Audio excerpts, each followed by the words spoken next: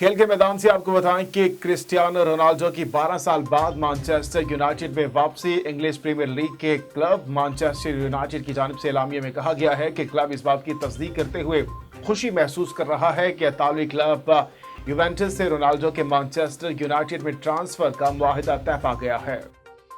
शादाब खान की शादी कब होगी, क्रिकेटर ने खुद बता दिया। शादाब खान ने हाल ही में अपने इंस्टाग्राम अकाउंट पर सवालों जवाब का सेशन रखा। मदाह ने ऑलराउंडर से सवाल किया कि आप शादी कब कर रहे हैं। शादाब खान ने जवाब देते हुए कहा कि भाई, जब कोई लड़की घर वालों को मिल जाए। हफीज और शुएब को वर्ल्ड कप स्क्वाड में शामिल किया जाए, शाहिद खान आफरीदी का मुतालबा। कराची में मीडिया से गुफ्तगू में शाहिद आफरीदी का कहना था कि रमीज राजा तजुर्बेकार हैं और क्रिकेट को समझते हैं। तब्दीली जरूरी थी और जो कि अब हो गई है और मुस्तकबिल में रमीज राजा के फैसले को देखना होगा। उनका कहना था कि हालिया हादसे के दौरान कई नौजवान खिलाड़ियों को मौका दिया गया, लेकिन वो परफॉर्म नहीं कर सके।